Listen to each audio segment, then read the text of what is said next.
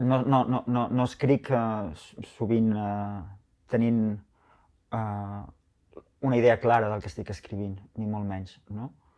Es cau una paraula, a vegades un sintagma nominal, no? Sense predicat, o a vegades un predicat sense sintagma nominal, a vegades és el so d'una paraula i a partir d'aquesta la màgia de veure com una encadenada amb l'altra ha format de sobte un sentit que jo no havia previst, no? I això passa per unes certes circumstàncies als 16 anys, perquè val a dir que aquests primers textos jo els comparteixo. Els comparteixo justament amb el vosaltres. Deixo escrits d'aquests que eren contes, no? I que jo escrivia a les nits i els deixo en les pupitres d'algunes persones determinades. Evidentment dels vosaltres que estimo, no? O que jo estimava o que pensava que podia estimar. En Nemi és un narrador, no?, que es posa a escriure molt enrabiat, no? Molt enrabiat contra uns records que no sap si són seus o són d'una altra persona, no? I vol començar a escriure mentint i sent violent i sent amb el crit de Lady Macbeth. Vull tota la crueltat, fot-li masculina o femenina, tant se vull tota la crueltat, vingui de quin sexe que vingui, per cometre les majors barbaritats possibles contra aquest vosaltres que em va inocular aquesta por, no? Aquest vosaltres que heu conduït a la tragèdia d'en Jacob, no? Que és la d'en Nemi. I per això va directament a la idea d'en Sex-Me i de matar i aquestes coses, no? Tot i que aquest vosaltres, aquest desig de venjança al vosaltres acaba sent atemperat per aquest Jacob, no? Per aquest Jacob que està allà present, sempre present d'alguna manera, no? I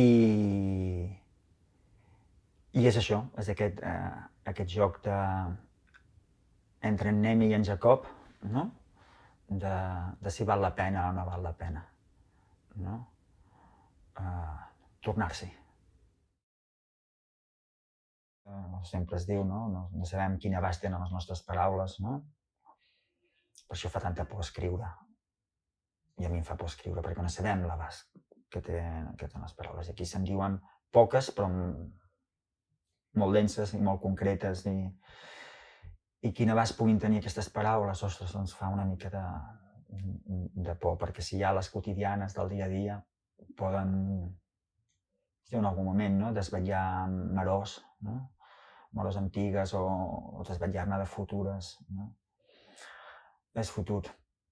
Però esclar, no podem callar tampoc, aquí em veieu taca, intentant construir frases i dir, no? Que això seria, doncs, dintre de les referències del llibre, les evidents, no? Perquè està citat, doncs, per mi seria una cosa molt beckettiana, no? Molt de Beckett, de Samuel Beckett, no? El no callar, el no poder callar, no? El no poder callar, impossible callar, impossible callar, no tens res més a dir, no tens res més a dir, no tens res més a dir, impossible callar, i vas agafant, no? I fa aquells monòlegs, aquelles tirallongues, no? Perquè tens la paraula, i ja és l'únic que queda, no? Són com els seus personatges, no? Jacob i Nemi, que estan immobilitzats en allà, en el fons només tenen la paraula, no? El fet de desposseir-se del text, el fet de no sentir, quan us deia la por a les paraules, quan us deia tot això, no? El fet de sentir que el text no és teu, en el sentit de que està fet de cites de moltes coses, no? A mi em tranquil·litza molt. A mi, per al meu dia a dia, ja no dic de persona que es posa a escriure en una cuina o on sigui, a la taula d'una cuina o a la taula d'un despatx.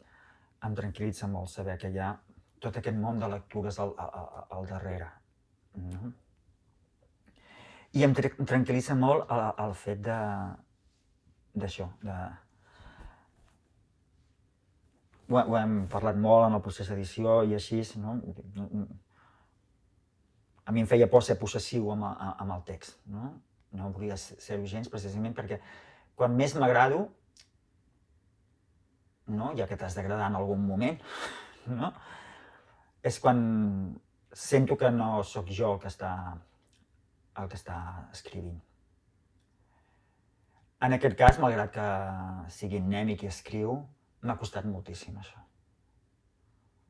Sempre he vist en Nemi un joc que era molt clarament el meu. No? I per tant aquesta despossessió no venia mai, no arribava mai al moment en què aquelles paraules eren d'un altre. Entre aquest xiu-xiu i aquest unsex me, no? Entre aquest xiu-xiu que creix i diu tots els insults que ens podem imaginar, no? Amb totes les expressions, són els que es fan en el policing. No? Com els saben uns nens de 6 anys? Com els poden saber? I el crit d'Unsex Me, no? És refregar-vos el sexe per la cara. No sé, ho volia fer també maco, no? Totes aquelles bones olors, amb tot el que volem dir, no, és el sexe brut, però és el sexe de debò, no? I, bueno, cadascú que faci el sexe que vulgui, no? I està bé, no? O sigui, què importa? Què importa que sigui així que es coneguessin? No? De fet, és ja passar-lo per la cara i dir, i què importa si era en aquesta situació o era, com després, no? Davant d'un quadre. No? I si estava de genolls davant d'un quadre i no davant d'una cigala? I si havia caigut de genolls davant la bellesa d'un quadre? Què més importa d'on neixia l'amor? No?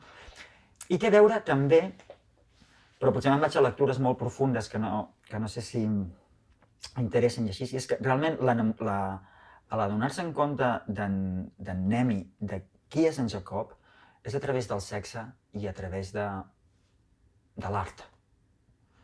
No? O sigui, te n'adones o t'enfrontes al sexe i te n'adones d'aquell nen que havia sigut i que havien dit tantes coses, i t'enfrontes a l'art i reflexiones sobre la bellesa de tot allò o sobre la lletjor de tot allò, no? I per això hi ha aquestes dues escenes d'estar de genolls davant d'aquestes coses. I que tant se val quina sigui la que causi el moment d'amor, no? L'important és que causa el moment d'amor.